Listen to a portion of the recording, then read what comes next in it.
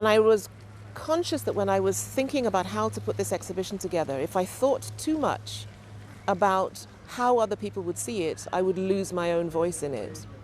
So actually, in the process of designing the participants, designing the structure, I purposefully closed out the rest of the world and thought, okay, think about the story that you want to tell. Once that story was out there, then it was available for the participants to respond to, and it's that interplay between what I wanted to say and what they want to say that eventually becomes the story that everybody else sees.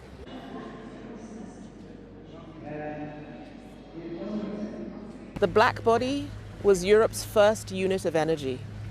We have had a relationship to resources since time immemorial. We operate at a place where resources are not stable. They are also often fragile. They're often exploited. Our relationship to them is exploitative. I think we have a lot to say about this conversation. Yeah.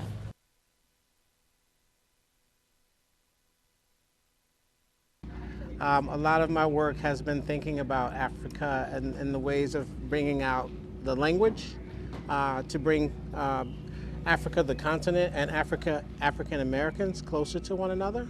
And so language as well as aesthetic. If you look at my previous work, it has a lot of African aesthetics in it, and it's a lot of my inspiration comes from that. And so this push was really to think a lot about that, but also to think about Lesley Lokko's ask to decolonize and decarbonize.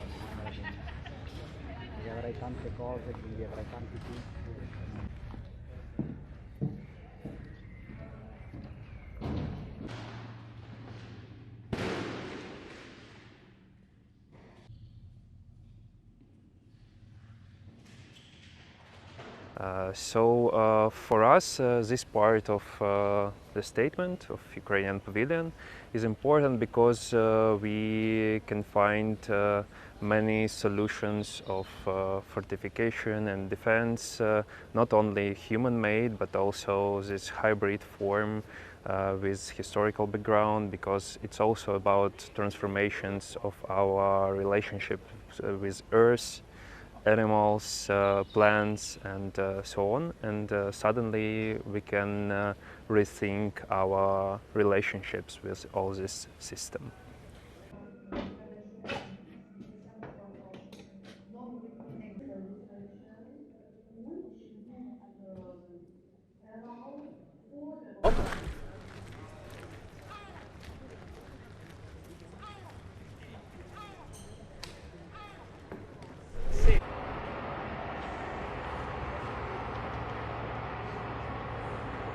In many different ways, the whole pavilion is a decolonial gesture.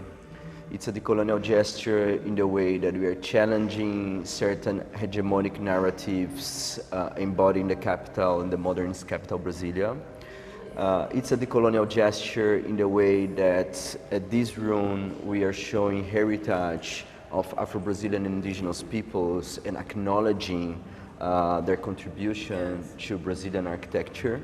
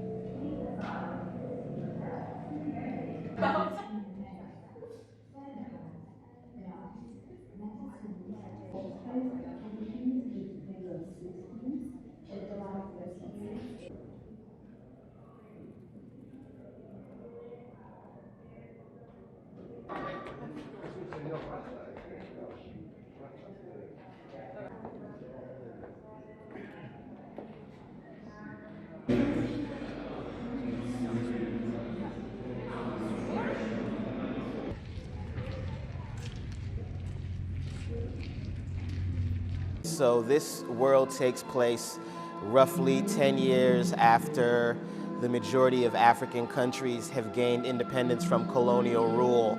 So what I'm imagining is that there was a massive continent-wide effort to consolidate all of the local environmental groups into a massive sort of umbrella organization that I've been calling the African Conservation Effort.